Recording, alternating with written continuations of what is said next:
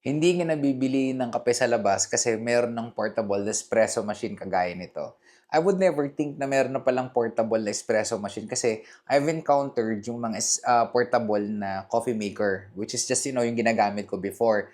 Kaso nga lang, minsan kasi iba talaga yung lasa ng kape kapag espresso siya. And most of the time, our choice is bumili, syempre sa mamahaling coffee shop or cafe. It's around siguro 160, minsan 200, minsan 220 pesos. And very costly naman talaga. But right now, it's a different story already kasi hindi na ako bumibili ng mga mamahalin at masarap na kape because this time, kaya ko nang gumawa ng sariling masarap na kape because of this espresso machine from Clayton. So one of the best thing that I really love about this espresso machine is portable siya. So which means kahit saan tayo pumunta, pwede tayong gumawa ng masarap na kape. All you have to do, buksan mo lang guys yung takip sa taas and dyan tayo maglalagay ng mainit na tubig. And then, after having that hot water, ito guys nga pala, may dalawang mounting na kasama na.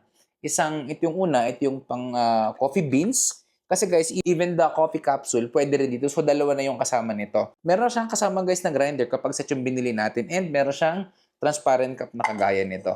Alam nyo guys, you could have your unlimited latte, americano, macchiato kapag meron kang portable na espresso machine. And guys, alam nyo ang kunat ng battery nito kasi it can make 62 cups of coffee bago siya malobat. And guys, alam nyo kapag chinarge mo in just a matter of less than 1 hour, fully charged na agad ang ating portable espresso machine. Kaya naman kung coffee is life din sa'yo, I'm telling you guys, this one is really the best choice right now. I'm gonna put the link of this portable espresso machine dyan sa Hello Basket para maka-order ka na. Alam mo ba na ang laki na discount nila ngayon? Naku, sinasabi ko sa'yo, magugulat ka. I-check mo na lang sa Hello Basket tapos pwede pa siyang cash on delivery.